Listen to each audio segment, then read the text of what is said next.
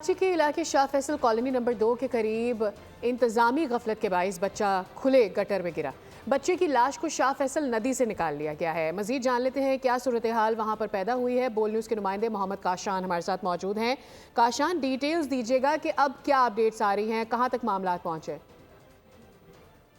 बिल्कुल देखें, शाह फैसल 2 नंबर के करीब अफसोसनाक वाक़या पेश आया था। बल्दियाती इदारों की नाअहली के बायस 8 साल बाद जो गटर में गिर गया उसकी लाश जो है शाह फैसल नदी से निकाली गई है। इस टाइम पे उनके घर पे मौजूद हैं, उनके मामू मेरे हमरा मौजूद है। सर, बड़ा अफसोसनाक वाक़या है, बल्दियाती इदारों की नाअहली के आज एक और बच्चे की जान चली गई है, क्या कहना चाहेंगे?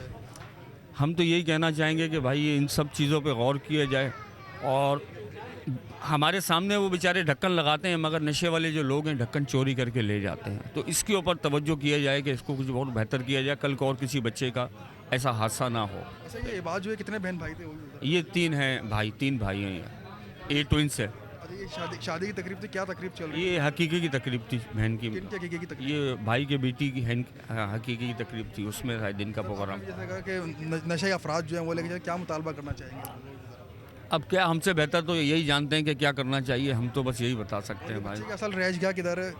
इनकी तो है काले पुल पे, मगर यहीं पर ही होगा जी इनका सारा। जी हाँ, नानी के अपनी आ रहा है। आप बिल्कुल, आपने कहा कि बच्चे के मामू मकसूद अहमद मेरे हमरा मौजूद थे। इनकी जानिब से बताया गया है कि इंतहाई अफसोसनाक वाक़या, और बच्चा अपनी खाला के घर पर यहाँ पर आया हुआ था। रेस्क्यू काम की जानिब से बॉडी जो है कर दी गई है, जबकि बच्चे की जो दूसरी रिहाइश का है वो बलोच कॉलोनी का काशान, आपका बहुत शुक्रिया। सब्सक्राइब करें और बेल दबाएं ताकि कोई खबर रह न जाए।